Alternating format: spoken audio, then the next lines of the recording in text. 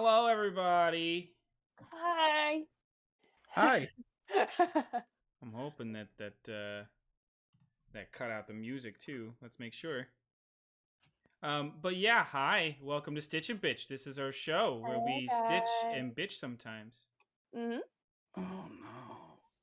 Oh, Hi. Jesus Christ. Oh Oh, no. no. It was The not craft has it's already not gone our way wrong. that we want to hear how that starts. Started off by pumping my water and spilling it on a lot of stuff. No. Important electrical things, or No, I like? missed all the electric stuff. Well, that's good. Yeah. Hi. How's it going? Hi. We're a bit of a disaster.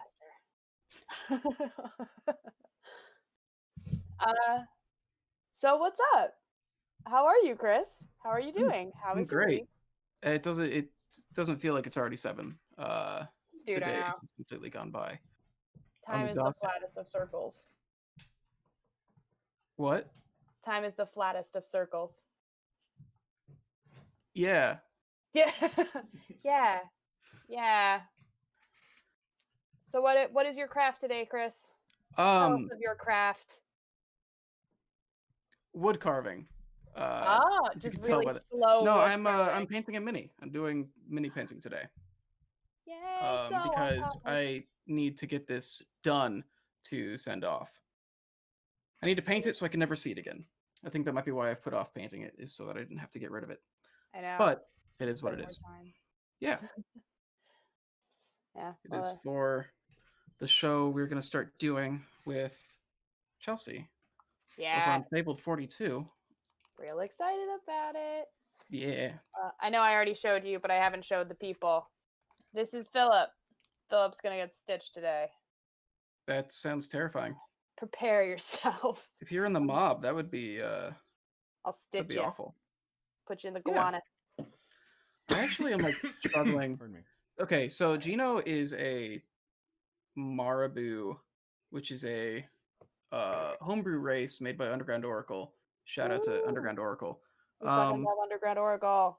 They're trollkin, so they have like bluish purple skin. He's also got a goatee and quite a bit of hair. No. And also a little outback hat. And to cover his eyes so that you'll never be able to like see them. a nice I collared shop at the dress Outback shirt. Cat House. Outback Cat House. Yeah. Welcome to the Outback Mistake House. They just burn all the food. Everything is bloomed. My dad always took me there. So the Outback? The Mistake House. That's the problem. I'm looking at this and I don't know where to start, honestly. You figure you usually start with the skin. His skin is like under a lot of hair. So I guess maybe the thing is the other problem is like I guess I do have a purple, but the purple is like too purple. You got to do the Miles got you good there, Chris. He said you should start by painting it. Oh snap! Oh fair. shit! Drag him. But I feel like I need to mix the purple with the blue to make it like not like a cartoonish like poison purple. Mm-hmm. Yeah. I feel like I can use straight purple for like one of these potions along the base or something. Right. But I feel like he needs to be like I want the pure blue to be his vest for sure. But I think I need to mix the purple into the blue to give him like I guess not like a natural or realistic skin tone, but like something that doesn't seem like a fabric, something that still seems like skin. Right. The color theory part of painting minis is the most terrifying part of painting minis. For me, it's having to use my fingers precisely. It's not one of my skills. Low ladies. on decks. I'm not good with my hands, ladies. I'm really not certain what the new game is in the chat, but it's basically just listing Nintendo characters. Do purple as a wash over the grade it's already there. I think we do have a purple wash. That's not a bad idea. His skin's not that gray though. It is like it's a weird color. I don't know about putting wash over just the base. Like I don't think that's going to work the way I don't know if that's going to work the way you want it to, Miles. That's the art for the character. I just put it in chat. Painted the first ever mini on Tuesday. I know, Eddie. And that's what I'm painting this for. Hi, Eddie. He painted his goblin artificer. It came out really crazy. Like crazy good. I mean, sorry. I just need to start with something. You know what? The easiest thing is going to be hitting the hat on top, honestly. For sure. I mean, the you might want to. The bottom is like all brown. Putting all these potions on the ground around him was a bad idea. Now getting his feet is going to be a pain in the ass. I went over the top with this. This was a bad idea. Yeah. Speaking of over the top and bad ideas, Chris, how hard has it been for you transitioning a character you made as a joke to a more grounded character? Very difficult. The main issue I've been having with Philip, he's talking about Philip. So when we started our campaign, it was initially just, we were doing Lost Mines of Fendelver because it was like, that's like the intro quest for 5e. And it was so people could kind of see what the game was like. Chelsea like wanted to play a campaign. And so I didn't make my character with the mindset of I'm going to be playing this for years. And this character is going to mean something to me. He's so forever. My whole basic thought was essentially everybody else was playing like squishy stuff, so I was like, I should be a paladin.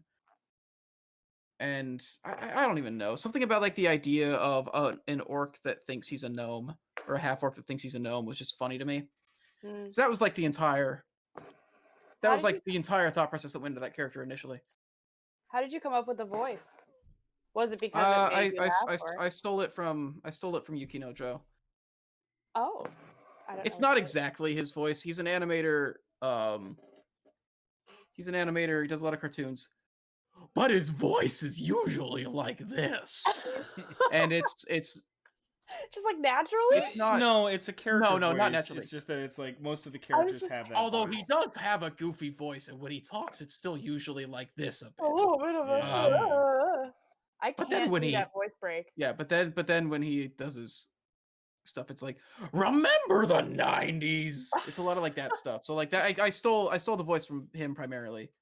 But I made it eventually became a thing of like it's somebody with the vocal cords of a half orc trying to imitate and talk like the gnome that they were raised by was the idea. So that was like the idea behind the voice or whatever. Cool. Now the problem with that is I constantly worry about him just being fucking annoying. Oh, really? And him distracting from things. Yeah, because he was literally a joke character with a grating voice. So it's like, is that interesting? Are you ruining other people's experiences? Is the audience not enjoying this just so that you can have a dumb joke? Is the general thing with Philip a lot of the time. And so there was a lot of, okay, how do I not ignore what this character is, but make it serious? Make it not even necessarily make it serious, but make it an actual person instead of a caricature, and make it somebody that you can actually give a shit about. I toned down the voice a little bit. It's not nearly. I have a lot less of the cartoonish growls in there, and it's more of like trying to talk, not in falsetto, but trying to talk in a head voice, but putting no support into it because he doesn't have a head voice. Right. It's just all way up at the top of his throat. Yeah. Do you feel like you've learned anything through that? Like having to starting a character from one place and then having to find ways to make things matter and like have to not so much like retroactively a ton, but like slightly retroactively have to like make things matter. I learned that characters that you start as jokes get old very fast. So I just try to not do that anymore. Even if I have a joke idea, I still try to ground it in something. I think the closest thing I've made to a joke character after that were basically I have this character called Vaporwave. That is a water genasi monk. Ooh. And it was basically that I wanted to make Katara from Avatar: The Last Airbender. And so it was the closest thing I could find in D&D to kind of like emulate what Katara does and everything. But then I also thought it would be funny if she was known as Whale Girl. Whale Girl. So she's a water genasi, and the whole backstory was that she was the daughter of this couple that made their living as just as fishers, basically. So she grew up on a fishing boat. She grew up talking to the fish and everything, and she as she got older, she realized that, hey, all those friends I'm making, my parents are like capturing and killing and eating and selling to people. And so eventually she ran away. And that is the backstory of that character. I do love the nickname Whale Girl. Yeah. It's reminiscent of that I feel God in this chili tonight. Hell yeah. Making office references in the chat. It makes me think of like Wolf Girls. Yes, Seal Girl. Exactly what I'm thinking of. Sorry, go ahead. No. Like if it's Seal Girl, then it's Seal Girl. I'm like, yeah. I also like artists from the '90s too, but like I'm not like a whole girl about it. The old world. He's only half a girl about it. It's only a little bit. Only on Thursdays. I think that's the whole hat. I can splash some of this on the boots. Is that a saying? Do you feel like that's a saying? That's a whole of the hat. That's a whole hat. You know, like that's a whole hat right there. Yeah. There's something about like giving someone the whole the whole hat is a phrase for sure. Like it has to be somewhere. Hey Logan, how you doing? Eddie wants to know more about the Marabu. Knows nothing about the race. So they're trollkin, but they've got like troll blood in them, but they're pretty small. They usually come out to about 4 feet, and they're generally very cute and charming, and come off as non-threatening. And so, as far as monstrous races go, they're not really viewed as all that monstrous. And culturally, they do a lot of trade. That's like their main thing. They are merchants, and they live in societies that are made up of these trading caravans going around on wagons and everything. And they have like all these traditions and everything built around that. They're big party animals, mostly because people are more willing to spend money. We probably shouldn't call them animals, you know. If they're having fun at a festival. No, they do it. They do it to themselves. Wow, yikes. Getting into these boots is difficult between the cape and 6 seasons in a movie. 6 seasons in a movie. 6 seasons in a movie. The cape. They the cape. God damn it. Community reference. Hi, this episode we're going to be referencing a bunch of shows. Community, The Office. Hi. As told by Ginger. Someone once told me the grass is much greener on the other side. I actually like that show quite a bit. As told by Ginger. I was a basic cable kid, so I always had to like wait until I went to my nana's or my cousin's to like get my Nickelodeon fix. Your Nicks? Nick fix. Yeah, I was like my Nick fix. Like I don't know if that's definitely sounds like nicotine. I wasn't confident in it. I wasn't definitely sounds like nicotine. Definitely sounds like nicotine. Ooh. Hang on, my computer's about to die. Keep talking. Marabu tend to be tumblers. They're very agile, generally speaking. Could they also be a tumbler? No. One of their coolest features. Yep. One of their coolest features is that they can like their troll blood lets them regenerate a bit. So when they take damage, they can start slowly recovering health over time. It's not a lot, but basically it can erase a small fight. Hated painting around my jacket. Clothing sucks. My character will be a nudist. So much easier. Yeah. My first mini was actually much Totally. easier than this, but there's so many things just out and about and in my way as I'm painting Gino. Would you ever play a character that isn't likable in the traditional sense? The character you make are more of a traditionally charismatic, so likable character. See, I was worried Philip That's a wouldn't good be question. likable. Gino is absolutely built to be charismatic and likable. He's supposed to be like a smooth talker for sure. There's a bard. That's actually my concept for a bard, is somebody who's not traditionally very likable. Because I thought it'd be interesting to do for a bard. So that's a character I built around the same time I built Vaporwave, and I don't mean like not likable in that like there he is being a pervert again. I mean not likable in that he has no interest You don't in want to be socialization. Mineta?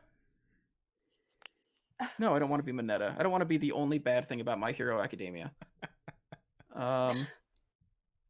It's not the only bad thing. It's not the only. Yeah, he's certainly the worst. Certainly thing. the one. It's certainly the one that stands out. I feel like he's the worst thing about it, though. Like that's the strength of My Hero Academia, is that it's like, yeah, he is the worst. Yes. He's the worst thing about it, but he still gets used enough that you're like, why is he? No, stop. He gets featured more than a lot of the other students that I would love to see more of. Yeah.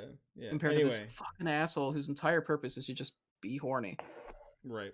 But so that's the point, right? Is that the likable is more about, it's more about unlikable in a sense of traditionally unlikable, like, oh yeah, they're not just like everybody's friend, or not everybody just falls in love with them, they just have a commanding presence. Yeah, this bard is somebody that I think people wouldn't like.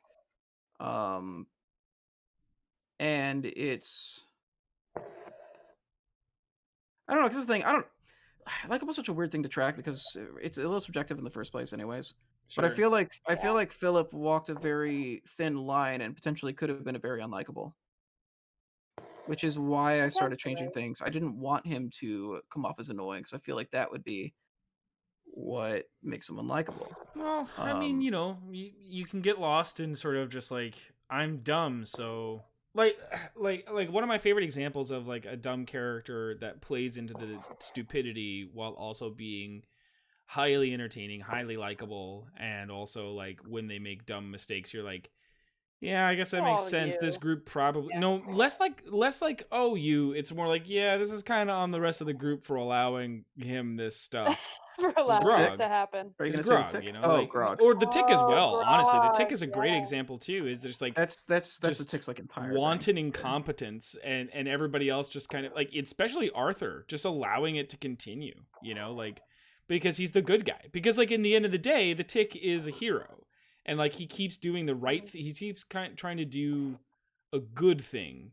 He's not always doing it the best, but he's certainly fucking thinking that he's doing doing it for a good reason. And so like that's usually the saving grace of a character like that, and that's what makes them likable. Is sort of like, yeah, I don't have to expect them to know everything, but I enjoy the things that they can, because there's also such a directness to like, not to say like a childlike necessarily, but like there's a close to childlike wonder about it, where it's just like there's a level of naivety that's like, it's not that they can't tell right from wrong or good from evil, it's that they have a very focused view of that, where it's like, well, we can change that though, you know, like that idealistic, I guess is a good way to put it. And honestly, like that's one of my favorite things about Philip, is the fact that like he's the, I don't want to say like stupidity, but the new naivete of him, like it actually does cut tension a lot of the time.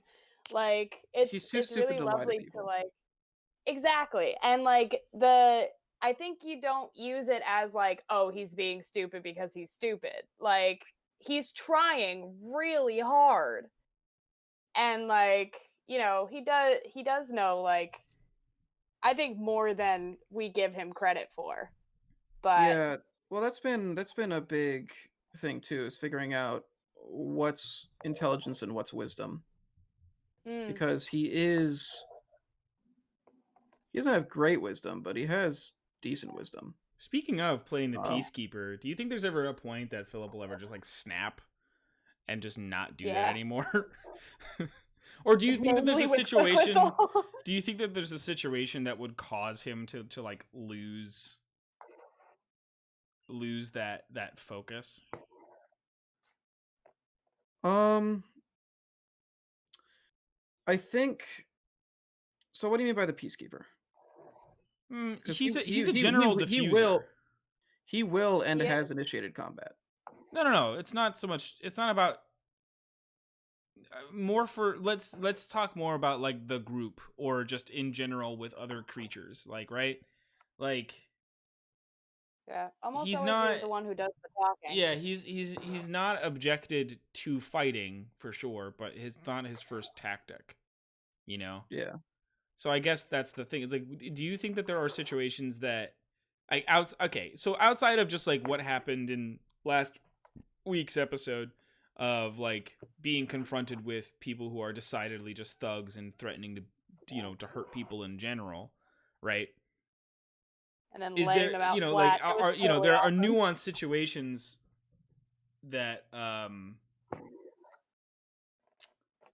I think could lead him to object. I don't know. Like, I guess, like, do you think that there are situations that will have there been, even, let's even just change the direction of the question, not do you think there are, have there been times where you thought like, oh man, this is really tough to decide, in between, do we fight this or do we talk it down? Yes. When we went to hell, that entire thing was a lot of kind of questioning his principles. Mm-hmm. There was, well, I mean, the thing is, he almost like left the party there.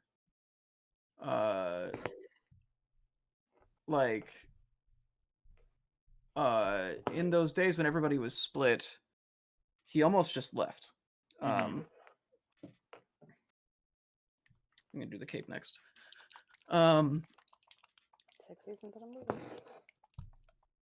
Because that was the thing, was he wanted to leave because he knew that when it came to this mission, this was not a time where his primary goal could be protecting everybody. He was going in with a different primary goal. And so if he went alone, he wouldn't have to worry about protecting anybody. Mm-hmm. And he wouldn't have to worry about what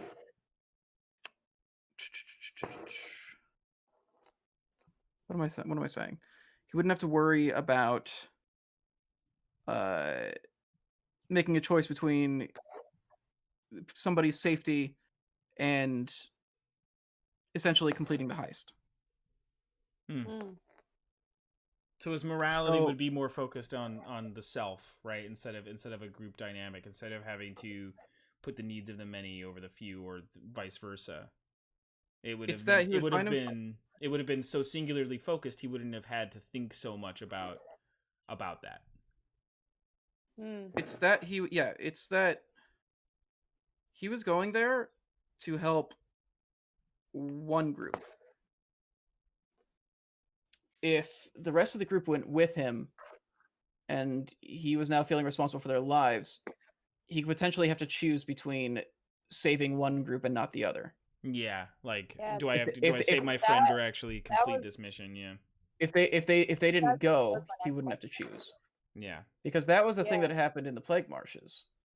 The whole thing with the Plague Marshes was he felt as though he was unable to protect or follow through on what he said he would do for Lorethka and for protecting or saving Gornal.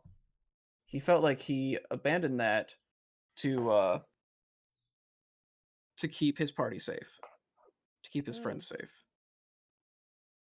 And so do you think when it came to hell, it was like, this could happen again. Do you think if that did happen in hell, he would choose his friends again, or would he choose his family, do you think?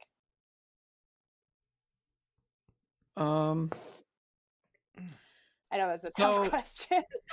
We're getting serious on Stitch and Bitch tonight. So there was a moment when it came to the spear where that is what was going through his head. And the only reason he went for the spear was that he felt for sure if the spear thing didn't work, if he ended up waking up the Gulagon, that he would be able to get you guys out.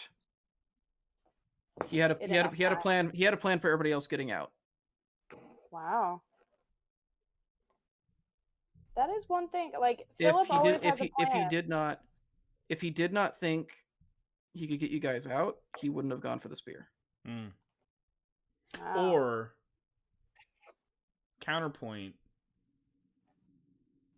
he was just real dumb in that moment, and he just thought, you know what? There's no accounting grab for the spear. There's no accounting for what? There's no accounting for smarts. Like, if our party proves anything, that is what it proves. Well, do you feel like that moment like is do you okay, here's a question too. Like, is that something that like has this game changed how you play tabletop at all? And if so, do you feel like that's a moment that kind of dictates like, yeah, that's a moment that I probably would have played differently if we were, you know, playing a different game or if we were just in a home game still instead of like streaming? Yeah, I would say I play differently now than before I started the game. Or I guess before the game became what it is now. Right. Because I would say back when we initially started this game, not really. It was when we started pushing it as a storytelling medium that I started thinking about that sort of stuff. I stopped thinking about it less mechanically. Right. Like the idea of like using spells and everything. I started thinking more about like what using certain spells meant to this character. What, like, why would they have the spells that they have and prepare them? And it wasn't just like, yeah, what's gonna give me the best numbers for this thing we're going up to. It became more of a thing of like, this is their wheelhouse. This is what they do. This is how they respond to situations. And the mechanics became more of a way to inform character decision, or I guess character choices. The mechanics became a way to convey character motivation and decisions. Yeah. Yeah, that definitely became a thing. Like the way that, like, I view Misty Step as a key Philip spell. And I think that it means something character-wise. I don't think it's just a thing that is useful in certain situations. It is a character choice when that spell comes out. Right. Well, that, you know, and that's something that you and I have also spent, you know, countless hours kind of like talking about, just how to initiate character driven mechanics, right? Yeah. Like how do we make something that What did Chelsea do? She made a gif of you, as I recall. Was it when I was shaking the paint? Did she make a jack? Yep, there it is. Yeah, of course it is. The absolute maturity. Oh my god, let's see. It's great. Let's see. It's a thing of beauty. Ame, I'm not certain that had to be all caps, but I'm also not sure that I would like it any other way. You're not sure if you would like hand jobs any other way? Yeah. Hand jobs! Yeah, thanks for saying my joke. That's what we do best.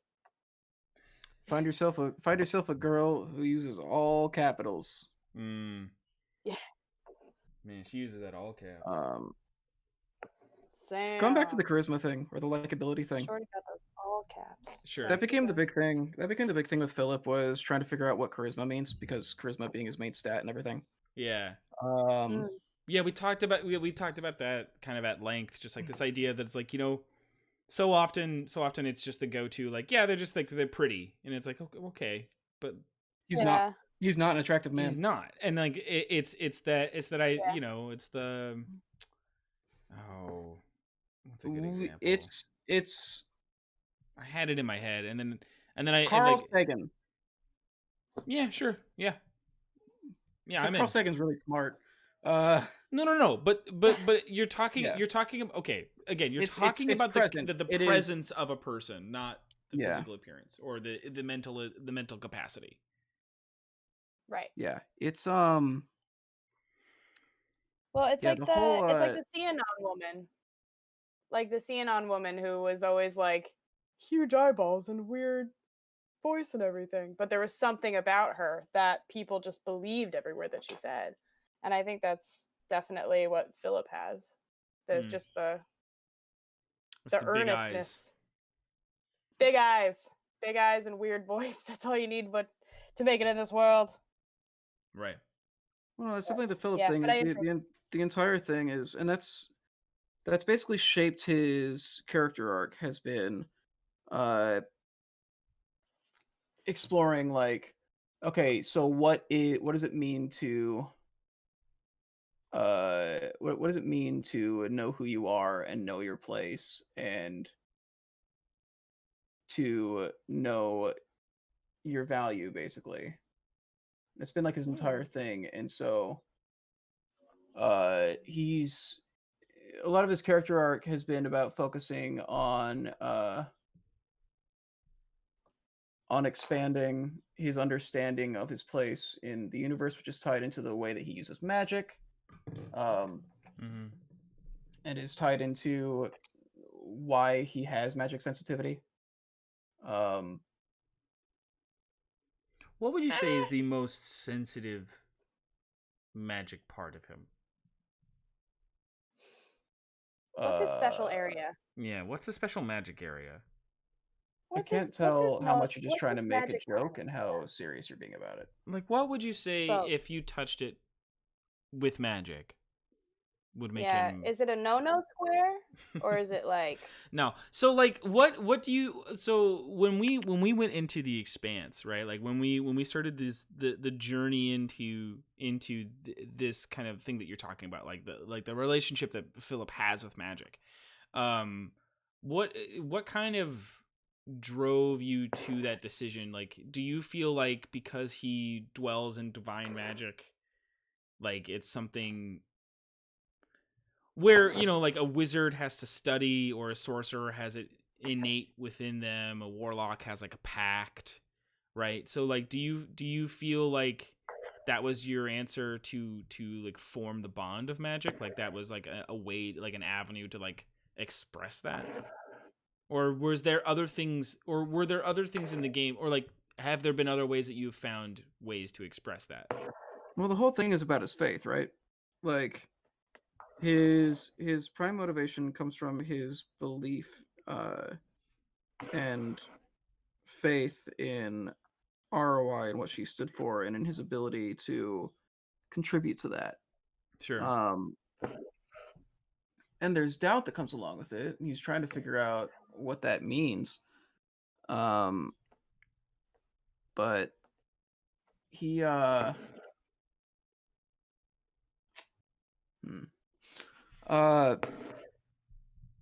was I saying? That's a good question. Belief in ROI is helping you with your magic area?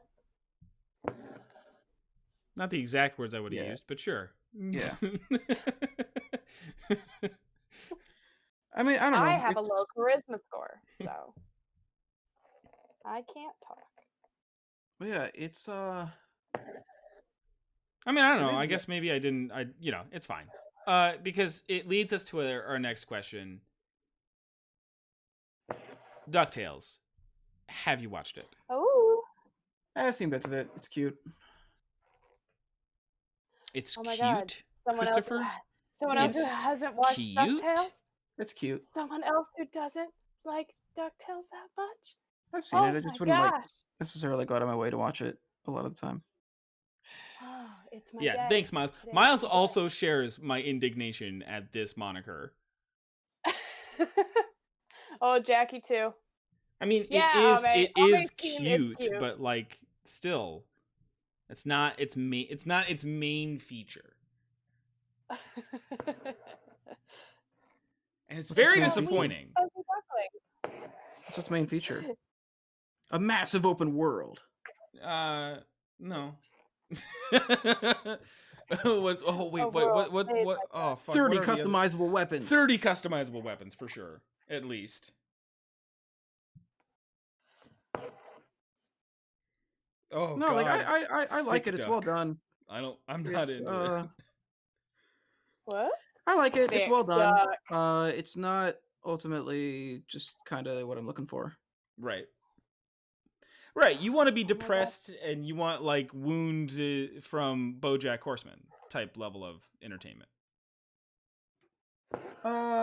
Sure.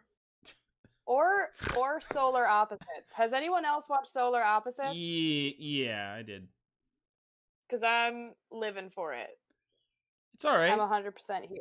It's all right. I'm just. I mean, what cartoon do you like, Chris? If it is not DuckTales, what is your cartoon of choice? In that era, I think in that style, I think the show that I was most into was Rescue Rangers. Right. I actually did like the original DuckTales and Goof Troop a lot. So I like the original DuckTales a lot. As I got older, yeah, it's cute. I was actually very into. Completely forgot. Stuff like Foster's Home for Imaginary Friends, I liked a lot as well when I was a kid. Was really rad too. Yeah, that had like a great... SpongeBob, I think, is just like a classic that you have to shout out. Mm-hmm. Like even going back and watching it, it's like that was just like insanely smart writing for their demographic and everything. Yeah, the first 3 seasons are genuinely some of the best TV writing in a long time. It was so college humor. Like not like bad college humor. I guess I just mean to say like, what am I like new age humor. It's like when National Lampoon first came out, right? Like where it's like this is a brand of comedy that is very secular, but at the same time is reaching a lot of people just because it spoke to a certain thing. I don't know. It was hitting a button, but it was still like you can basically look at those things like this is still kind of technically highbrow in like a weird roundabout way. There's genuinely like a lot of just like genuinely insanely clever jokes where it's just like this is like ridiculously clever writing. Yeah. Like and it's mashed up with a bunch of it's screwball comedy is what it is. It's slapstick. It's slapstick. But then the screwball is not bad either. It's not like it wasn't general. Yeah. Well, that's what screwball is. Screwball is a combination of slapstick and then like highbrow like wit and one-liners and stuff like that. It's basically saying that like we can be educated, but we can also fall down and it's funny. Yeah. As far as like all-time cartoons, we choose not to. Yeah. As far as like all-time cartoons, I mentioned earlier, like I'm very into Avatar, Last Airbender. Miles is really hooked on this Dragon Booster thing, and I don't know what that show is. I've watched a lot of cartoons, but I have no idea what Dragon Booster is. Fucking Dragon Booster. I know Double Dragon. I have no idea what Dragon Booster is. Samurai Pizza Cats is I think I actually need white to be mixed into this. I'm trying to figure out like how to actually get the blend I need for his skin. So we have a few people outside. We can blend them up, and then. Thank you. After Last Airbender is very good. Other cartoons, I do like a lot of contemporary. Wow. Oh no, this did not come out the way I wanted it to at all. Oh no. It's okay. Just gotta He's keep just adding paint. Gotta keep adding paint. Well, I mean, this also. You just take 30 parts purple and 28 parts blue. Get So you really, a measuring cup. Gray, a little bit black, a little bit white, a little bit. Yeah. That makes me think of that Tim and Eric bit where he just keeps adding ketchup and mustard, or like, what is it? Fuck. He's like making like mystery sauce or whatever, and he just keeps adding the same 2 ingredients over and over and over again because he's like, well, now we got a little bit too much of this, so we're gonna put in some of it, and he just like keeps adding it. Oh, it's so good. It's so perfect. And then he just makes like so much of it. He's like, okay, we gotta add a little bit of water to break it down, and it's that's literally disgusting. how I cook. I'm just gonna try So it. It's literally how I cook everything. But in terms of what cartoons you like, or like, you know, what kind of story, that actually leads us to what in terms of stories. I usually try to I like to direct this question as in like the fantasy genre, right? Oh, Chelsea, I hope you're ready. Yeah, Chris is jacking off 2 dicks. Which is my favorite Christmas song. What was the reference to that? Like, when did we do that joke? That was at Landmark, and it was at Landmark. Just, God, like a manager came up. Dancing. It was Ryan Hyde. Ryan Hyde came up. God, a manager came up. It's like, Chris is jacking off 2 dicks. Well, yeah, because it was like right as I was doing it, and he was like, nope, and he walked away because he was like, nah, nothing I say is as important as what just happened. So. And that's why I liked working with Ryan Hyde, was because it was the best. Shout out to Ryan Hyde. Let's get him on the show. Yeah, let's do it. He will not be on this show. He will have no no desire at all. Like, we could say like, hey, we'll have a super fun like football segment, and then he'll be like, no, like, I still don't want to do it. And I'll be like, look, we'll raise you up. We'll raise you up as the fantasy football star you want to be, and you will be the god of fantasy football. And he'll be like, no, I still don't want to do it. I'll be like, I will pay you $50 to come on. And then Ryan Hyde will say, I will pay you $50 to stop asking me to come on your show. To leave me alone. Yeah. That is exactly what Ryan Hyde would say. Yeah. Ryan Hyde. So it leads us to our next question, which was, I usually like to talk about like fantasy genre usually, but like it's kind of it's a bit broader than that, but it's mainly like in terms of that, like what is something that you like to look for in a story? Like what is, and I like sticking to the fantasy stuff, or just like, you know, like fantastical stories in general, because it's like, are there things that are missing from like sci-fi fantasy that you wish were in there, that like it's why you look for stories, right? Like it's the thing that you look for that's going to continue to make you like watch it or read it. Most of the time I just want them to commit to what they have to say. I want them to have a reason they're making the show. Mm-hmm. And like or book, what, you know, just like whatever medium they're in. Yeah. They should just have a sure. I want there to be a reason they're doing it, and I want them to just commit to that. What does that commitment look like to you? Like, what is like? Because I get what you mean, but like at the same time, like, I guess I want a little bit more specifics. So, B movie is great. Yeah, that's what I wanted to hear. This is the direction I really wanted us to go. This is oh wow, this just straight up came off the thing. No. You like jazz? Cowboy Bebop is a good example. Yeah. That show does whatever it needs to do to specifically drive forward the thing it's trying to get at. Everything about the aesthetic choices is to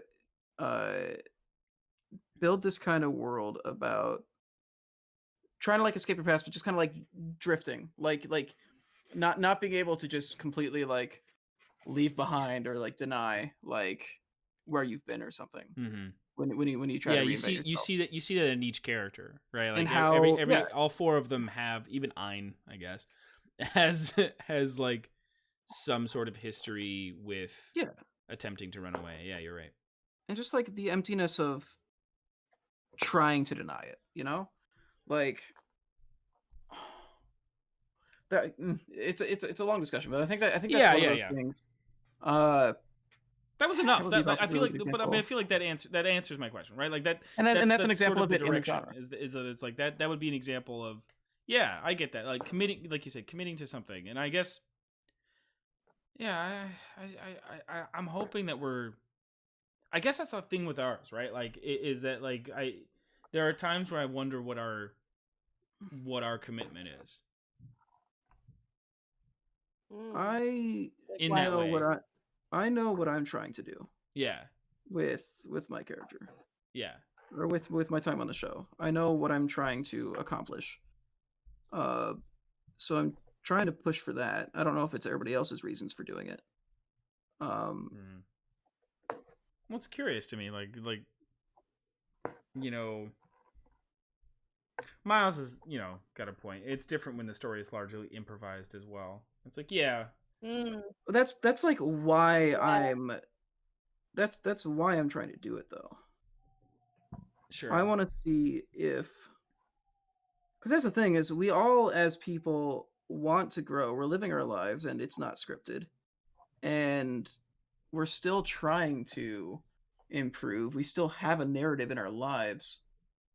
So is it possible to take this long form game and make a satisfying arc out of it when you don't get to control everything that's happening? Well, right. I think that's my favorite part about some of this stuff is just the not to say the randomness of it, but just the stakes. They're so low. They're the lowest stakes that have ever existed in the world because it's all just a game. But somehow that makes it all the more terrifying. Like when you want to do something, apparently. I don't know.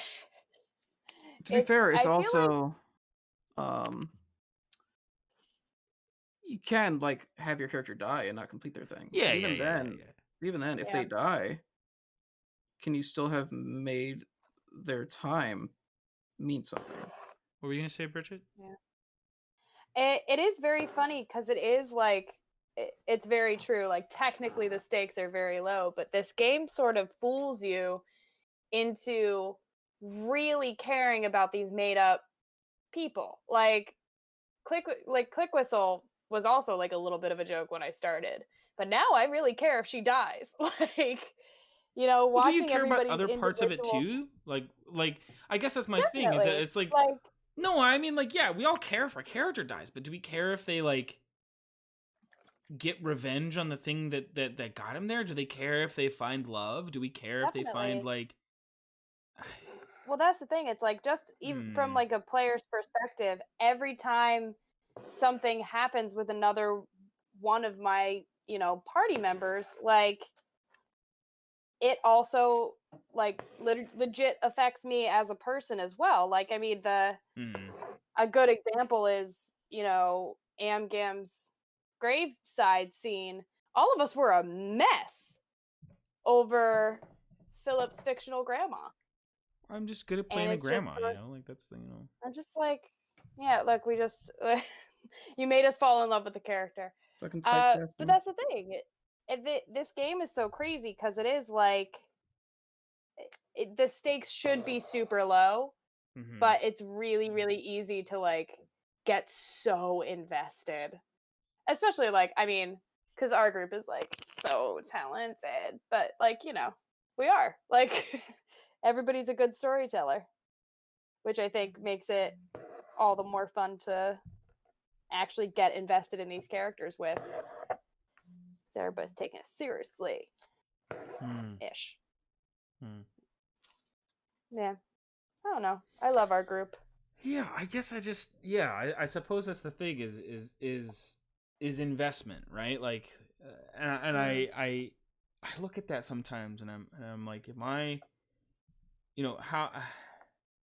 how am I providing that? Or like, that's sometimes some of the ways that like it goes into the sessions I make or in the things that I think that we should talk about or go into.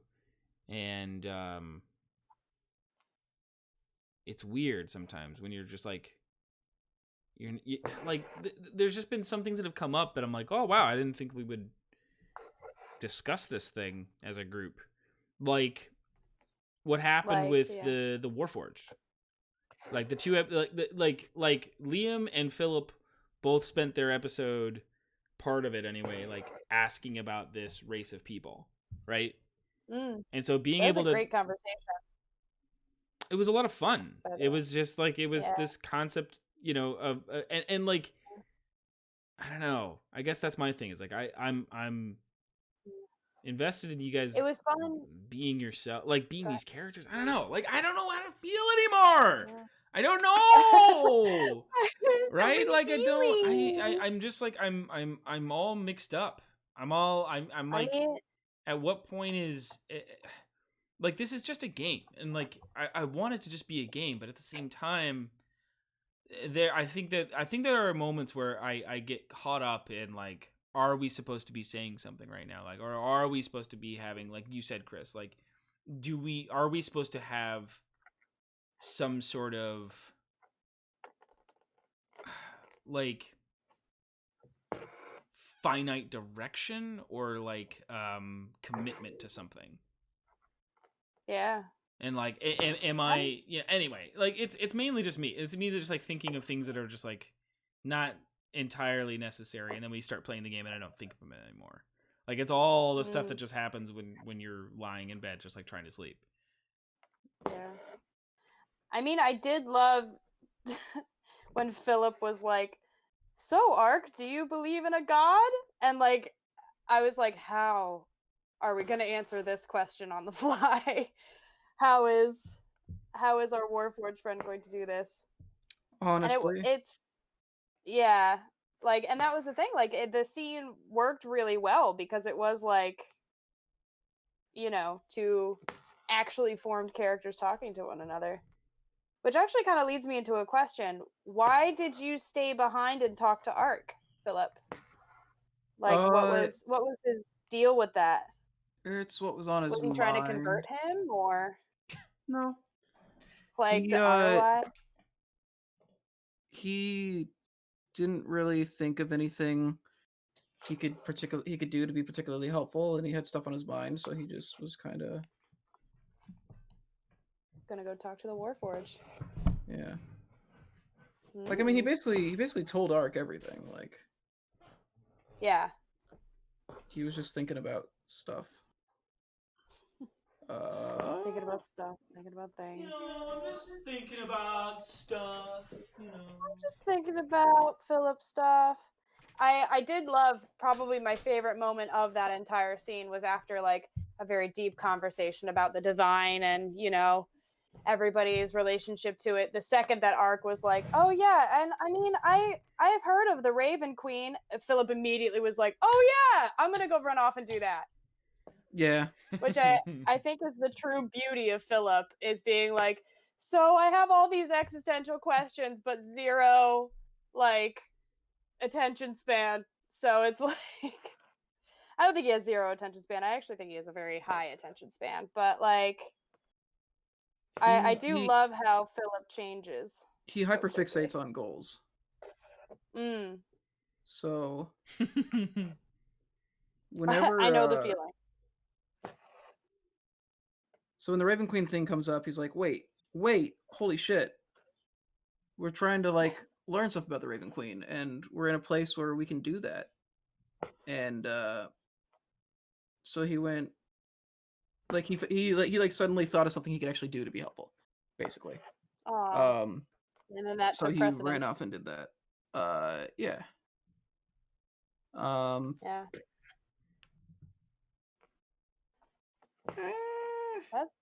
That's really dirty. Cool. It was also really cool to see, like, in the Temple of the Raven Queen, you start a fight. Because I don't think I've seen you start a fight yet, right? No, he's like taking first moves on things, but never from like cold cocking someone with the hammer end of your. I know. I think he's. Well, to be fair, there's not a lot of fights that you guys get into. True. Very true. Figuring out how to use his strength has been another part of his arc. Like for sure. Physical strength, meaning? Yeah, like he knows that he can fuck some things up. Yeah.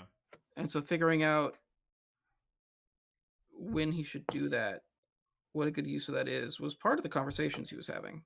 Right. Was trying to figure that out, because going from the whole fiasco with Kree, Right. and the fact that, like, he was responsible for killing people who shouldn't have died there, and he's been thinking about that since it happened. There hasn't been a discussion about it, really. More important things happened to talk about. But that was but he was able to do that with the at the church, right? Like that's what you're meaning. Like that was part of the conversations with Ark and the church, yeah. Yeah. Because he's been thinking about that stuff ever since that happened. So yeah, not a lot of chances to discuss it though. Yeah. So he just hasn't. It's been pretty quick moving. So there was a thing that you said. I'm sorry. Did you have more to say? I didn't want to interrupt you, actually. No, I'm good. Okay. So like,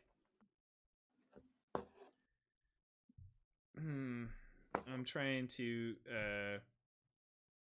think about how to phrase this, honestly. Because it's just that thing, No. So what do you think a satisfying arc for Philip would be? Like, I don't want you, like you've already said that you've had a pretty good idea of like what you want to discover with the character, or like what you want to try to like guide him into do. But like, I don't necessarily want to speak about that as much as I do like, what do you think would be a satisfying, like, yeah.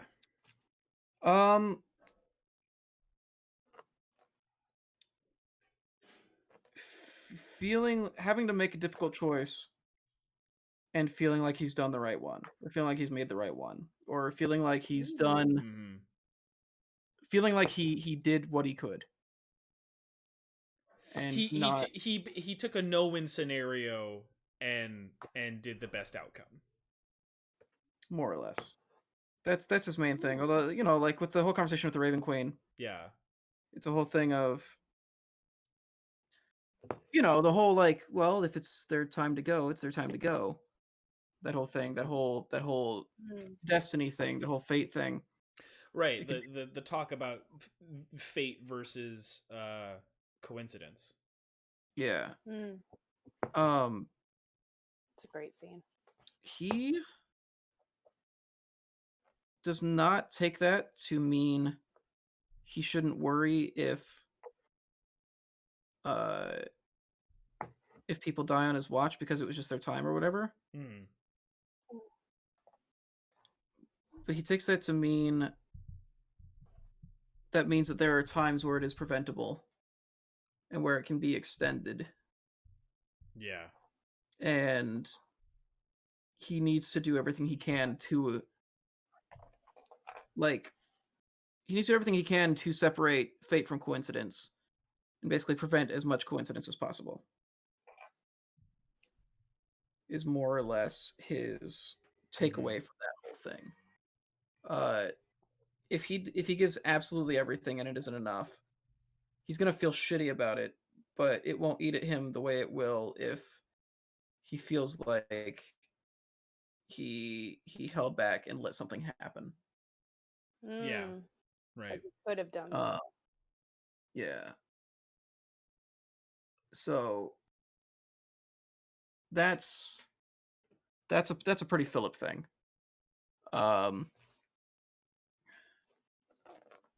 Lost City was saying that he opens his own church, quote unquote, and I was like, and Ark is there, and I said only Ark is there.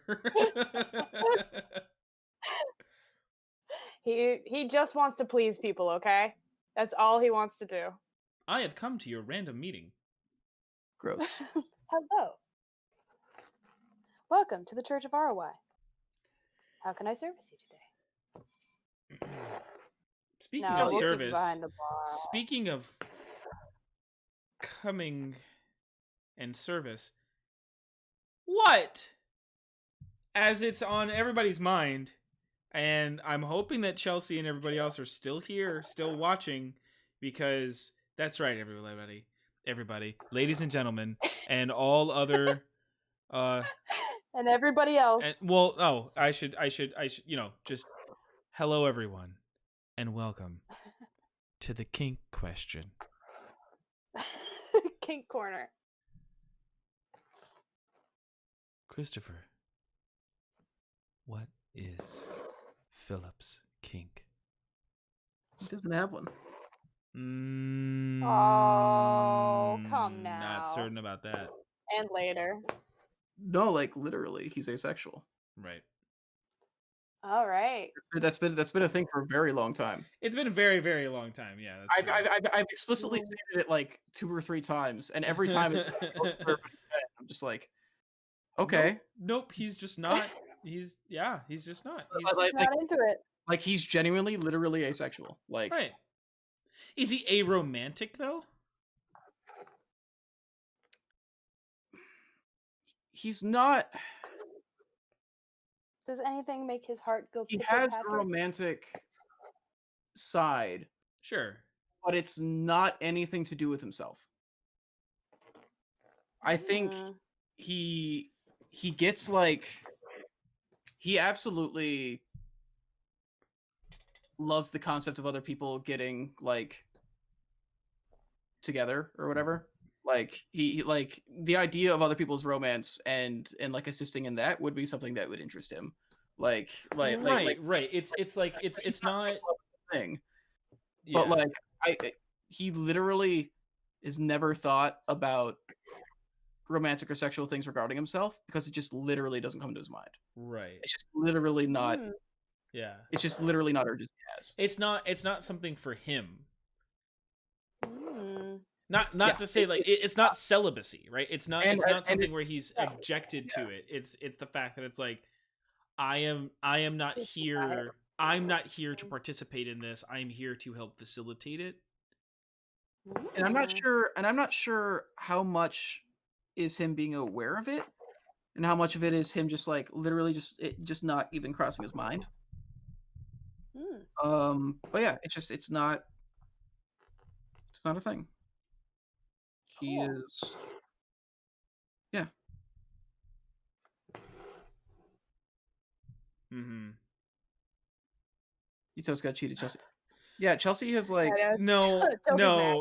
I know she's mad. I don't agree with it because here's the thing: with how many times Nameless will be like, "Oh, maybe he'll be," like she pushes for other people to get sexual advances. I do love the Nameless. No, like it's she very clearly is not asexual. So, okay, yeah, Chelsea. Well, you should have said that during your Stitchin' Bitch then. I'm sorry. Yeah. Well, wait. I will also call bullshit on that because she was like, I might like Dr. Quill, but he might also be my dad. Yeah, exactly. And she's sitting here saying like, oh, Chelsea does that. Chelsea. No. It is probably the best thought out answer. Yeah. What, mine? Yeah, yours. Yours is certainly the most thought out answer. Because it was genuinely a thing that I had to think about a long time ago because I had chosen him to serve like the goddess of fertility or whatever. And so like all those jokes are being made, and so it had to be a thing where I was just like, okay, so like, is this a thing? Like for him, like is like where does he stand with this? And I decided literally like I think he's so caught up and passionate about it because of ROI's teachings and like for other people that it's just not a thing for him. Yeah. I think it's funny that like both Jackie and Chelsea are now saying like I said I didn't know, and it's like It's not me saying I don't know. It's me saying I know. And He it's has, it's a very different answer. It's not saying no. And it's like, I'm sorry that you guys are super obsessed with Liam and Nerith, and then you guys don't appreciate when you get asked these same questions. I'm sorry, because I had to think of one for Nerith. So like, Lost, I think that's the point Chelsea was trying to say, was that like it seems more like a reproduction thing, like it's something where it's like you don't have to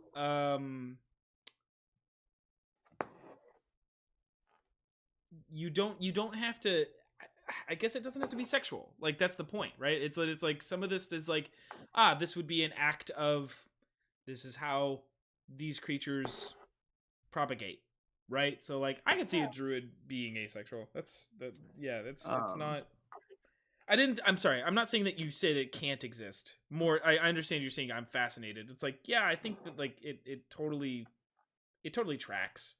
And okay, I'm sorry, Chelsea, you quote unquote had to answer the question. You are a victim in this situation. What would you have apology accepted. What would you have said if Liam, if Miles had not said what Liam's kink is? Right? Like, how would you have treated it? I don't think that it would have had this, I don't think it would have had this kind of response. That's my point. No, you wouldn't have. No. I don't believe it. I don't trust it. I don't trust it. No. We gotta get some people who are willing to answer the kink question. I just blurted out knives. I made one up. Right. Again, out of everybody, Chris is the only one who actually had to think about it, because I was going to say this earlier. Was that, I think it's funny because like this is another example of a joke character becoming like retroactively a serious character. Right? Like, because originally, the joke was, it was like, I'm gonna be the goddess of fertility and he's just gonna try to make things fuck. Like, that was the joke. I remember that when we were playing with Colby. Yeah. Yeah, so I don't know, like, that was, it was the thing I had to think about, because then it also came down to like, okay, so, if you're, if the church is going to be a brothel and all that, like, I just had to figure out, like, well, and it honestly is such a, it sort of takes it into this realm for me that I really appreciate, is this idea of it bolsters the sort of purity of Philip more. It just sort of like, it's not that he doesn't, it's not that he doesn't know what sex is. He just has no interest. And it's like, it's the thing where it's like, it's not for him, right? It's not something that he is thinking about participating in.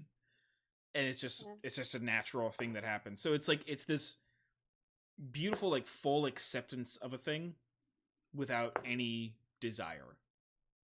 It can be very like clinical. It's very in that pure. It's nice. I love that. That's the thing.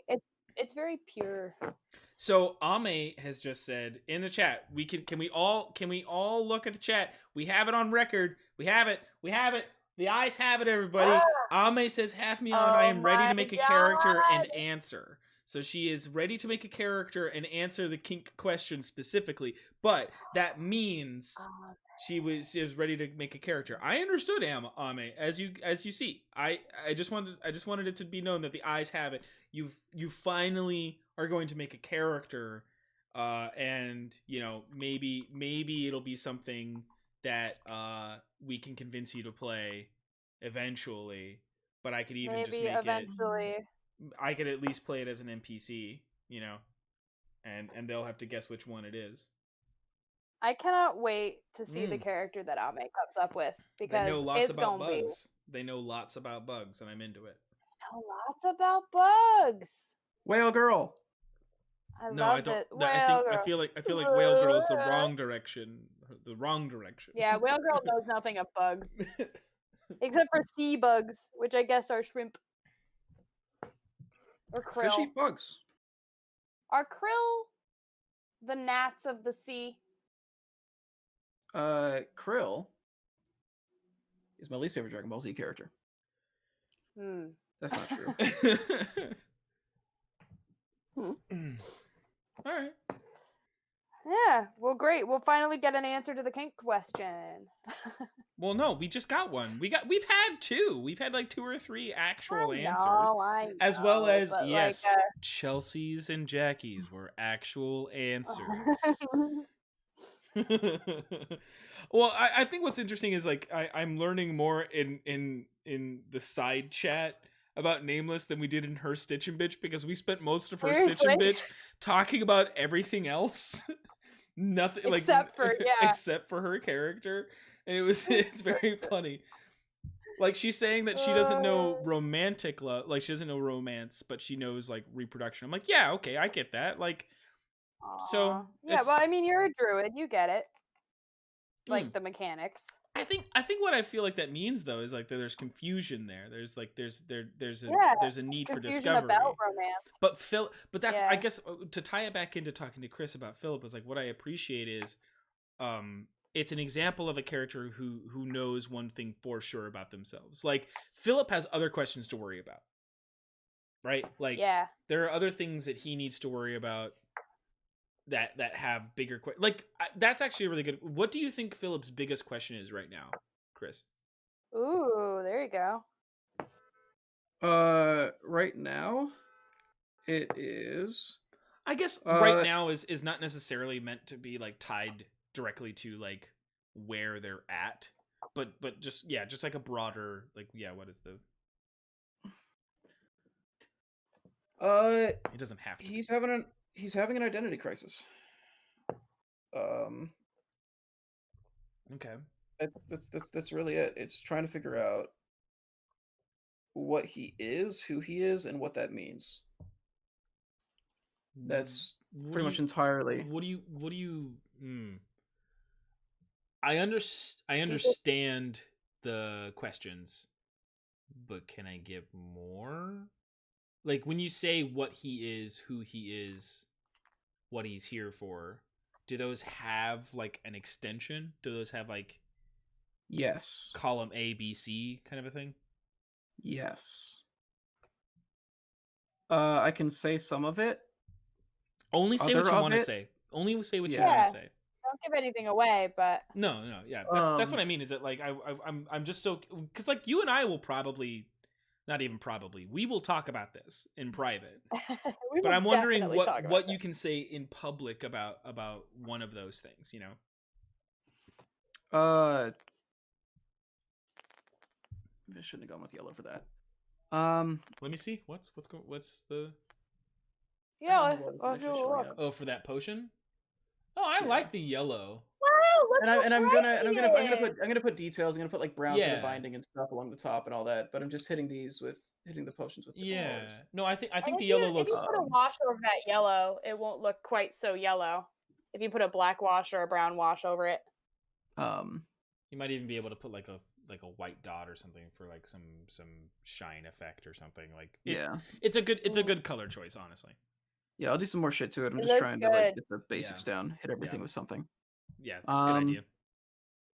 Good job on the crafting. What was the question? Right. So yeah, so what he is, who he is. So this as he's learning more and more about magic and his connection to it. Yeah. How much control he has, how much he should have, what he should use it for, has been a very big thing. His entire idea of like being a vassal,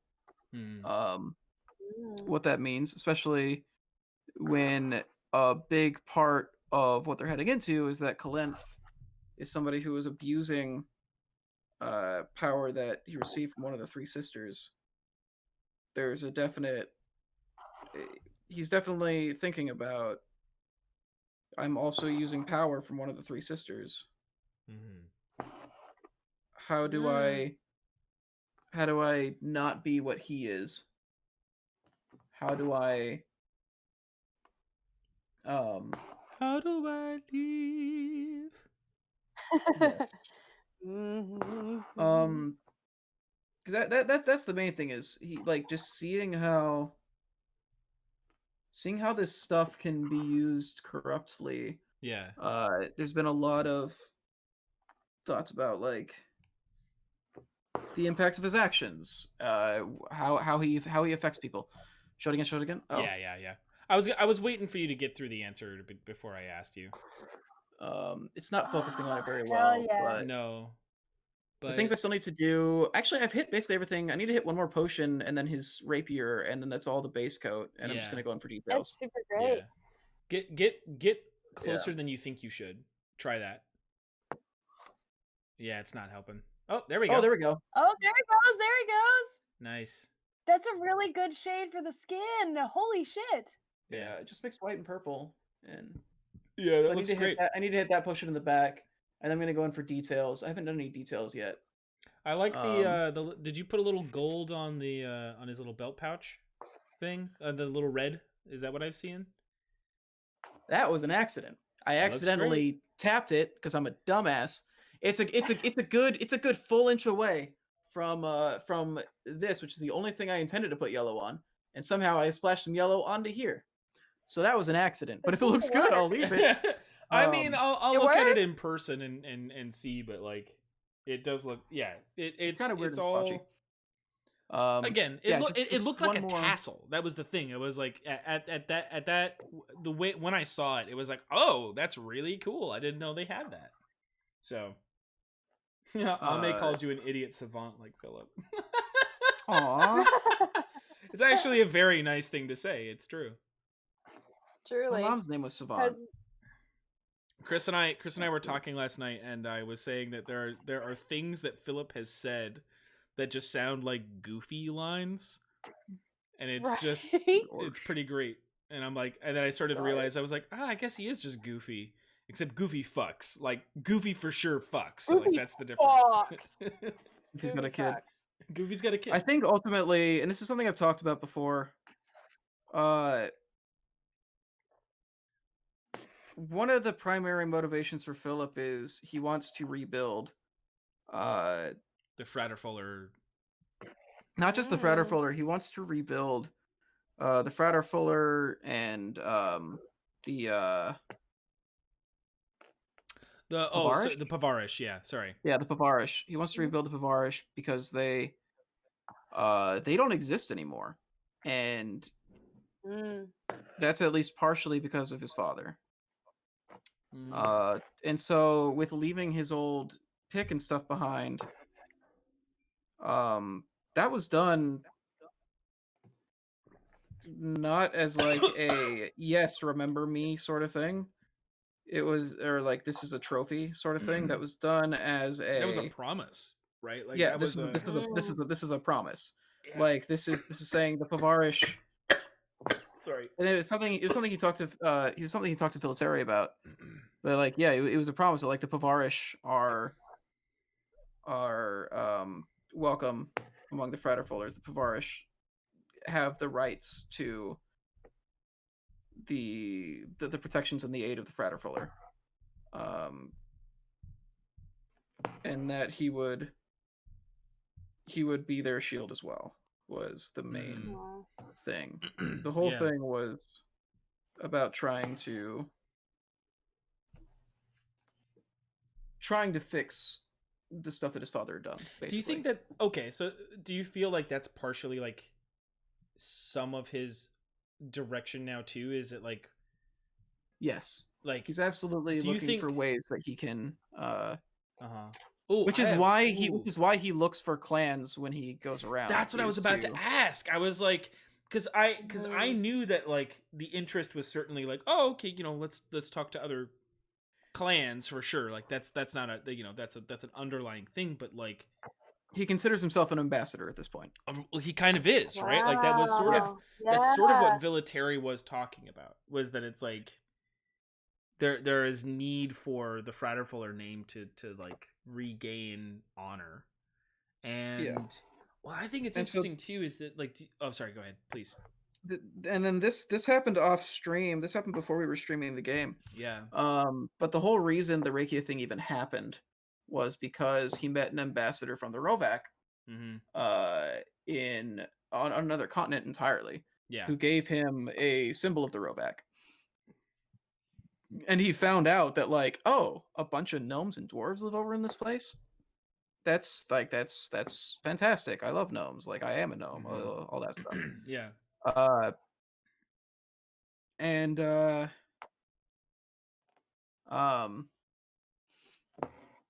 So he wants to be that. Like he has a lot to thank that guy for. And he wants to pay that forward. And also like having had a brush with the legal system and seeing what the Rubicon does and the way that they're able to maintain the power that they have, there's absolutely part of him that wants to make it more just.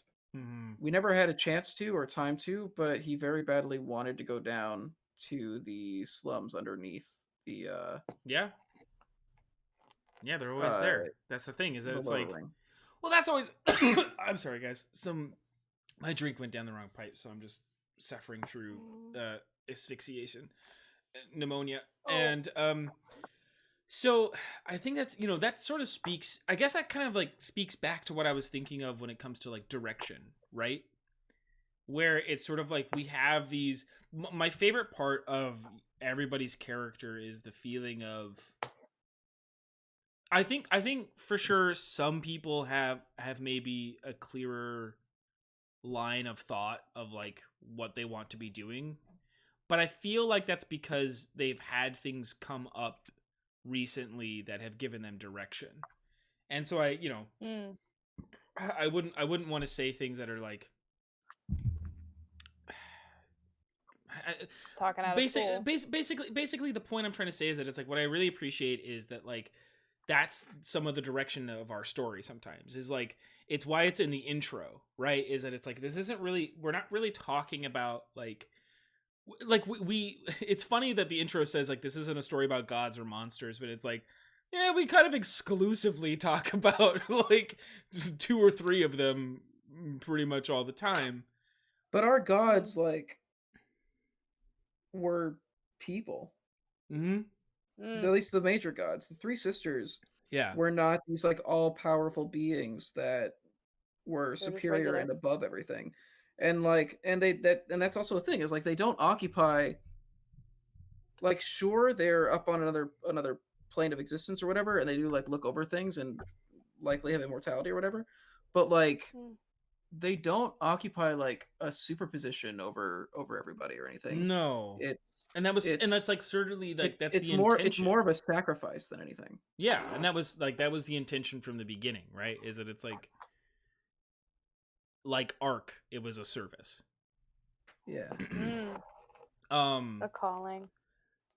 Before I get too wrapped up in my own thing and we have a whole episode, we can have an episode for that. Like we don't have to worry about that. The rest of what I was gonna say. Chelsea has a question. She's curious in that regard, as some asexuals do engage in sex for a variety of reasons, such as childbirth. Would Philip want to have children of his own for his god?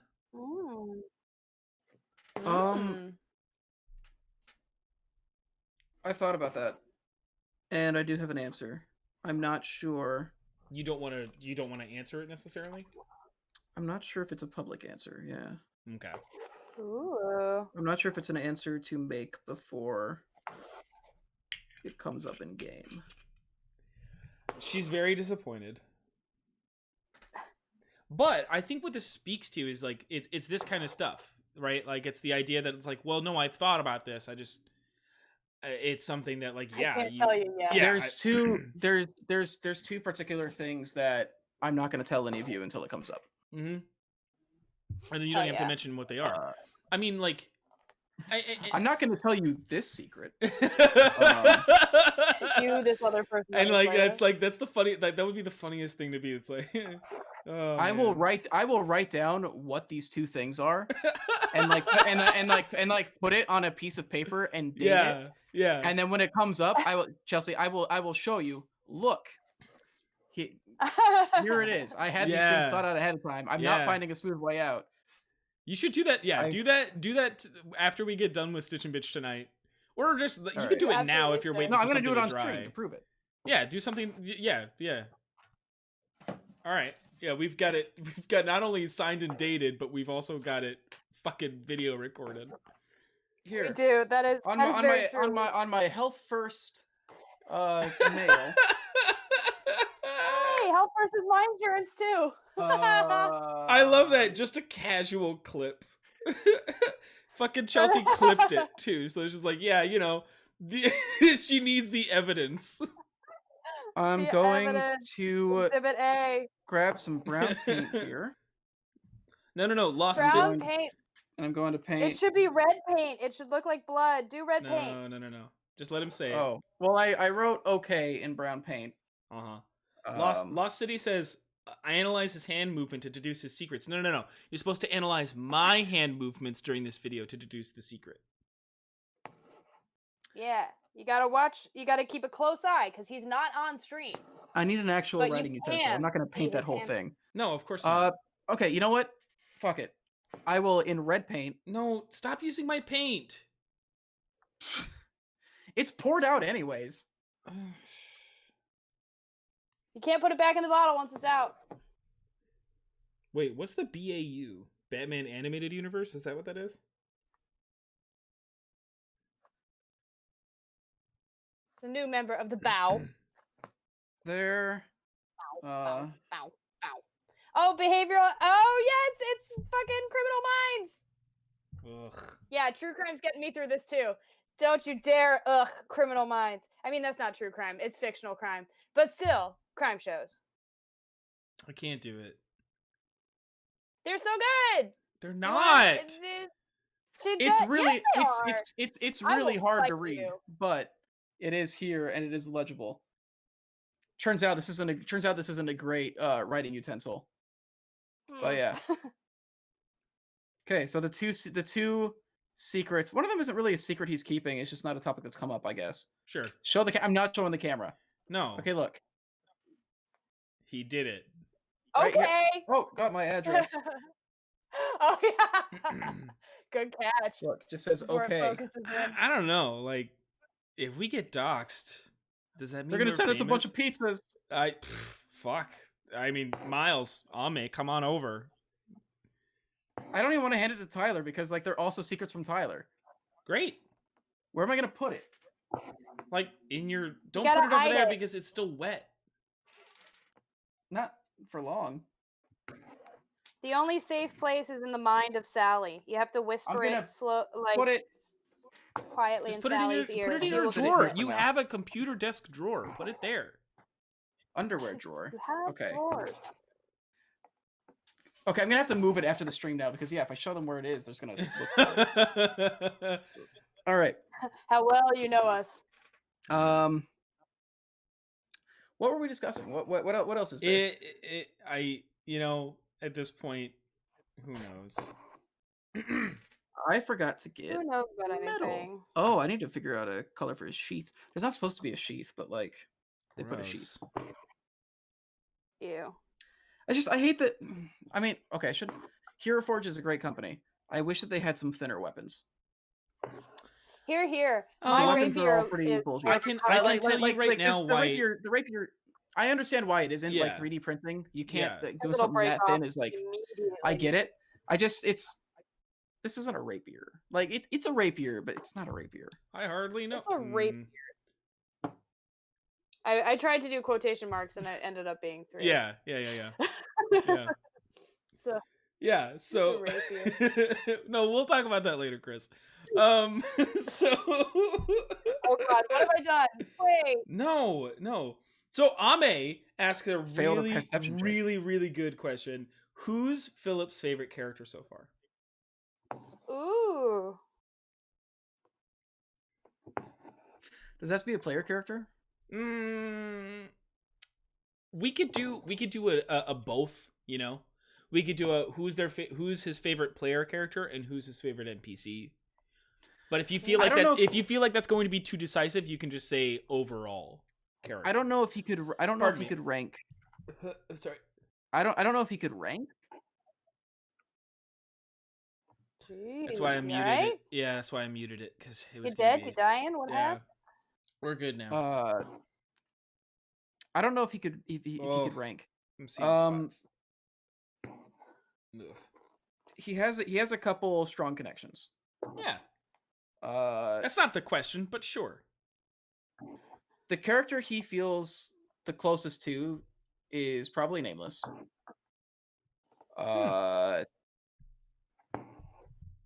He's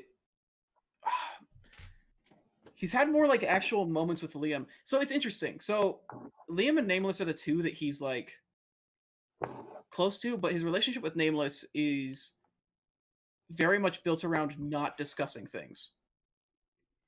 Whereas with Liam, he does discuss things very clearly and openly. Mm-hmm. So those are the two that he talks to, but just like the nature, because of who Nameless is, I was gonna say, do you feel like it's because she's so guarded that it's hard to? It's part of it, but it's also just like learning how and knowing how to talk to different people. Right. Like potentially even like what you talk to them about, even. Yeah, that's why he went and got foxes. Oh, but it's also why he talked to Liam before when he was planning on leaving the party. It's why he went and talked to Liam and not Nameless. Yeah. He talked to Liam specifically because he expected Liam to be more likely to listen to him and to. He was pretty sure Nameless would just say he was really stupid and not that no matter what, there was no possibility that the conversation would go well. Yeah, basically. And then Liam ended up doing that too. And be like, nah, yeah, don't do that. Okay, well, what? Who would you say is? Yeah, who's his favorite NPC? Flanagan. So when he does he actually admires Flanagan a great deal. In that Flanagan is actually kind of a role model for him. And there's a reason why there is an antler motif on his shield. Why? So can you speak to why he's a role model without giving away too much? Yeah, is that a secret or? Not particularly. It's probably something that'll never come up organically, really, unless somebody asks very specific questions. Yeah, and like that's some that's maybe some of the joy of this show is that like we can ask some questions that like probably won't actually ever come up. He wants to be as selfless as Flanagan is. Is a large part of it. He looks up to Flanagan as like a great example of how he should be when people need his help or protection. And that is why he put antlers on his shield. Do you think that's partially? Does that have anything to do with, from your perspective? I'm trying to ask these questions as if I don't really know the answer. Do you feel like that's some of the direction that he put towards asking Ark the questions he did? How do you mean? Because you're saying that his journey right now is like, what is he right now? What should he be? How can he do the best? Like, how can he help the destiny versus coincidence argument? He didn't have that argument until after Arc, but I just mean to say that like, is that to you partially why Philip had that conversation with Ark about servitude, right? Like that idea, because if you're saying that like one of the things he respects about Flanagan is that service, is that did that sort of motivate part of those that conversation with Ark? He's never talked to Flanagan directly about it, so I don't know if I would say that it motivated those conversations, but it's more when he thinks about it. He looks to Flanagan and says, like, yeah, like that would be the example he would use to people. That's my ideal. That's what I should be. Gotcha. Yeah.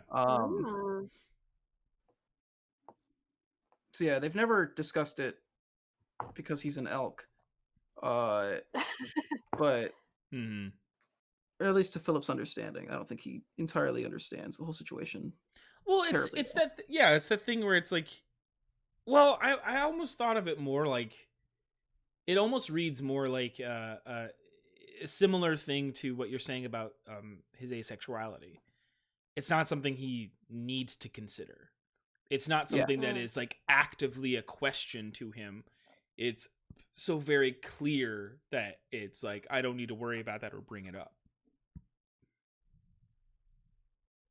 I'm into it. I like it a lot.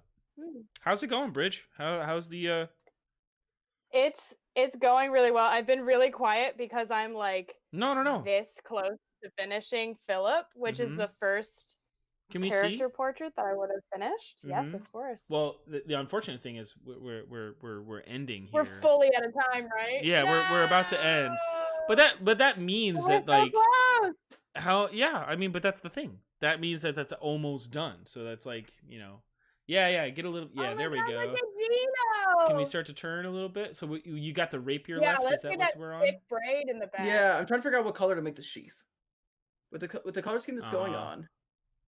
I'd figure out the sheath should be sheath. Yeah, should it be like a metal color or should it? No, I wouldn't go with a metal color. I would go with something more. A color that's already here. No, I'd go for not repeat, but I would go. My instinct to you would be to tell you to say like go like a darker maroon, right? So it matches somewhat of the cape.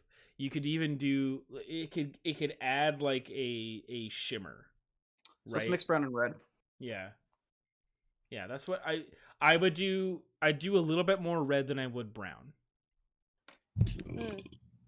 Right? Like because you might be able to also like gloss it just ever so lightly that it could add like a nice little shimmer effect onto it. Because then you can like a nice treated leather. Yeah, exactly. Yeah. That's what I would do. Let me mix this up real quick. I hope this comes out the way I want it.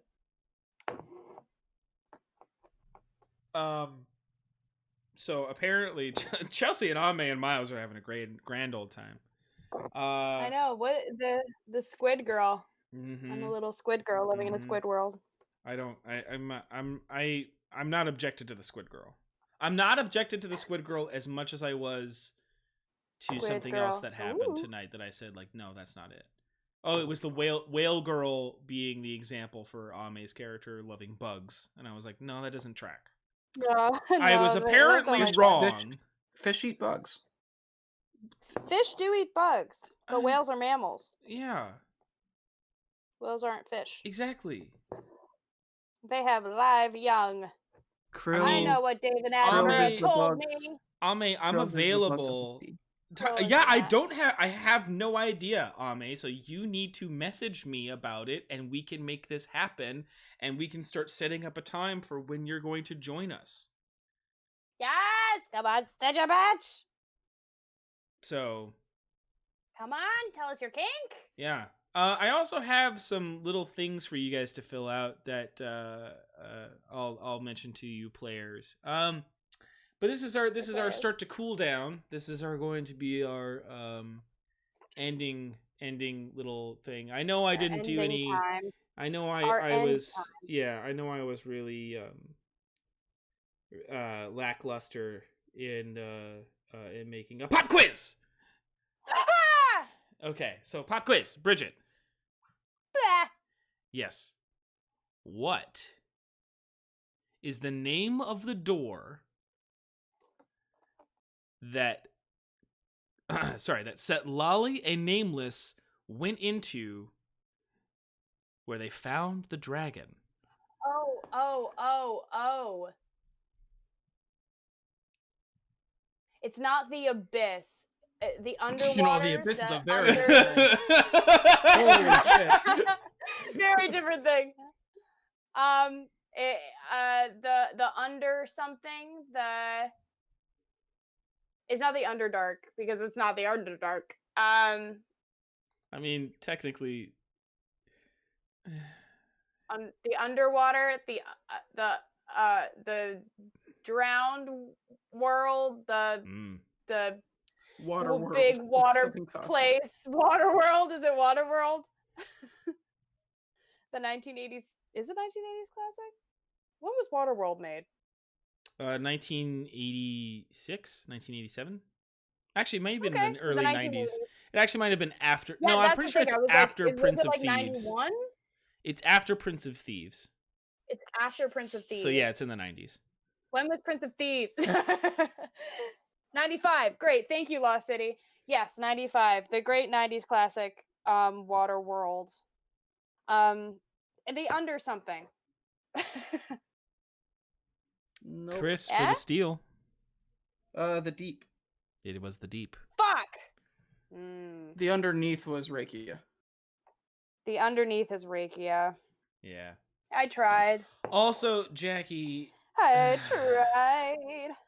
So, we really appreciate you all coming. It has been a fun little journey, getting to know Philip more, getting to understand, all of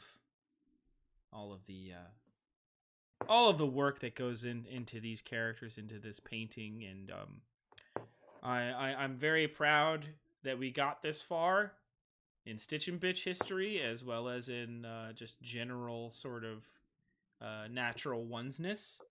And all I have to say is another pop quiz. Chris, this is for you. So,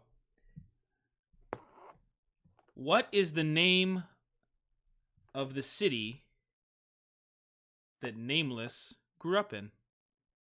It is said once or twice in our entire run as a game. It's been said twice. Damn, he's pulling out the hard questions. Mm-hmm. I remember when it was said, but I can't remember off the top of my head what the city was. Mm-hmm.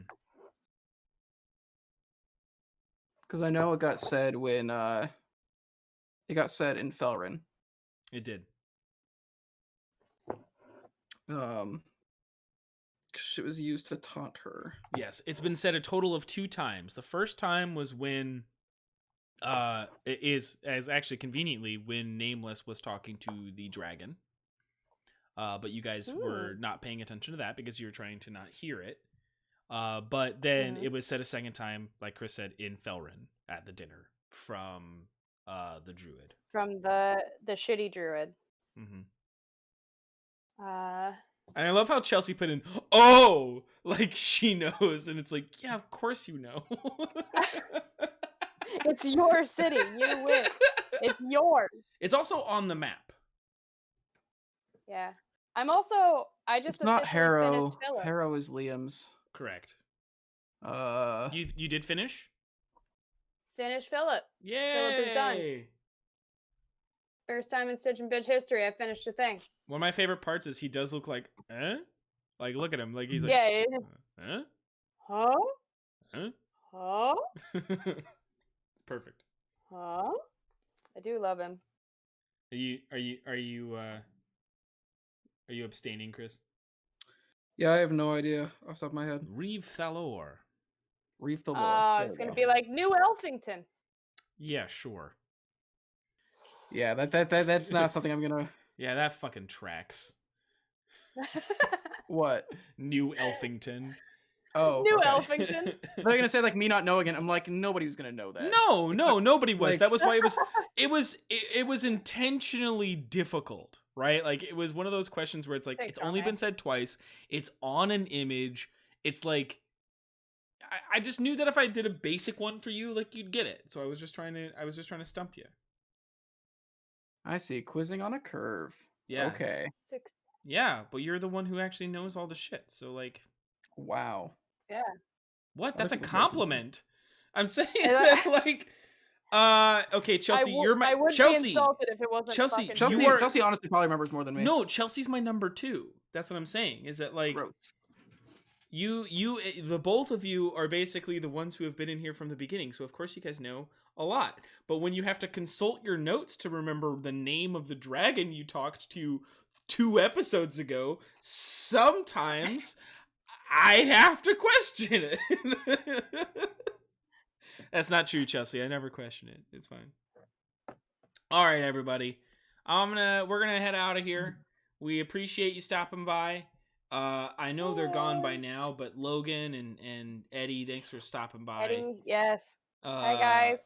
Well, what's the name of the dragon? There's Brorgir, there's Chargaroth, and there's also Sindric, which was the last dragon you met, who was a red dragon, an ancient red dragon.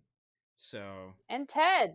The sorry. non-forgotten, but also very important to the plot dragon. You don't have a concussion. I just want one dragon to be named Paul. Like, I just want one instead of like Chargaroth, Destroyer of Worlds. Just like that was never his name.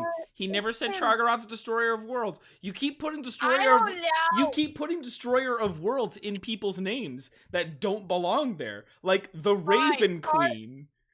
Chargaroth, exister in world. Yeah, that's at least closer.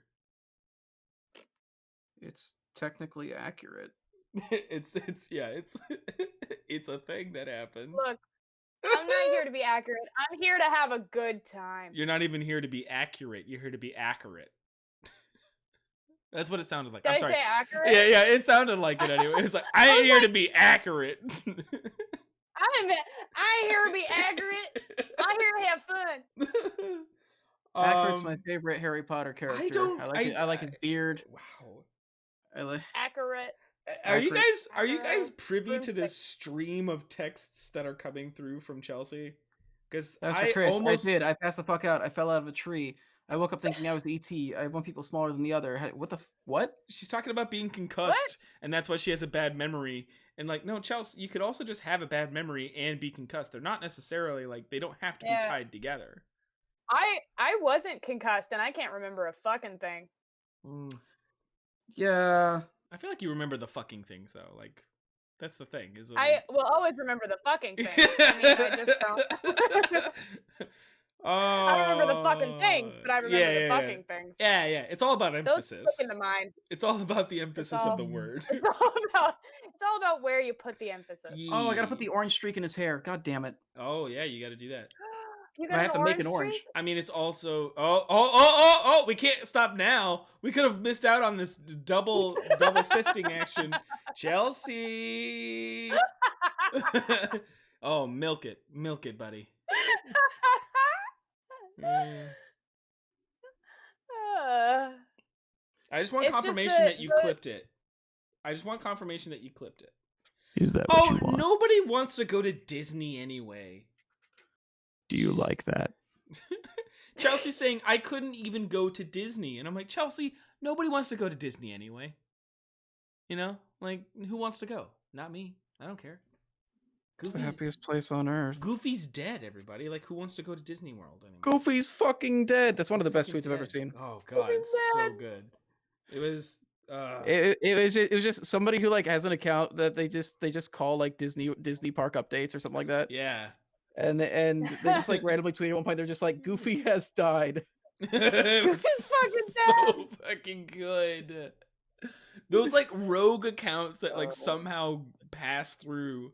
I think it's so good. Yeah. The Wendy's account? Yeah. Wendy's is really funny. Well, no, that's actually their account. Yeah, I get it, everybody. Everybody wants to go to Disney except me, and that's fine. I don't want to. I like going Colonial Williamsburg. That's my Disney. Nerd life. It's the happiest place on earth. I swear to God. God, I wish I had. I'm gonna retire and I'm gonna run the. Well, Brett Favre, you just won your 30th Super Bowl. What are you gonna do next? I'm going to Colonial Williamsburg. I'm gonna make hoe cakes. I want to know how the printing press works. Oh boy! I can't wait to learn about the country's history, but through a skewed lens. It's fun. Yeah, It's It's fun to learn about white history. It's fun to learn. Yeah. I'm going to Colonial Williamsburg. I'm going to Columbus, Ohio. I'm going to Columbus, Ohio. I got friends there. Yeah, Miles is right, everybody. I hate fun. He knows firsthand because he had to sit through the first I Hate Christmas tirade. So, like, he obviously knows the best. Yeah, I'm going to... Oh, God. There's literally everything in the world that's better than the Christmas. We don't. That's my episode. Better than the Christmas? 2 weeks from now, you'll hear... Episode. Yeah, that's what we'll talk about. I'm going to Ogden, Utah. We don't talk about D&D. They got a Wild Ways there that's highly underrated. Yes, Ame. It is the most it is the most Bridget answer ever. Yeah. Know thyself. Know thy nerd. Well, everybody, this has been a 10-minute goodbye. And that sounds about appropriate. The 10-minute goodbye. We hope that this evening finds you safe, well, comforted, warm, or at least not so warm that it's uncomfortable. The perfect amount between warm because that's cool. What's been happening in our apartment lately is I'm just like sweating all the time. You want me to rank all holidays? Ask that question when it's my episode, and I will. Sweating all the time, sweating all the time. I will rank all of the holidays because sweating all the time. You will be all the holidays. Actually, Yom Kippur isn't actually. More like Yom Kippur. Have you had Jewish food? Okay. Yom Kippur is okay, but my roommate did, when he was cleaning the apartment for Yom Kippur, he did throw away my last 5 pairs of contact lenses, which made me very sad. I blame that on the holiday. Yeah, which I did. I was like, well, if you weren't cleaning, I blame all of Yom Kippur. My favorite Yom Kippur my favorite Yom Kippur tradition: throwing away other people's property. Throwing away your roommate's contact lenses. Yeah, that's really weird. Goodbye. Bye. Bye.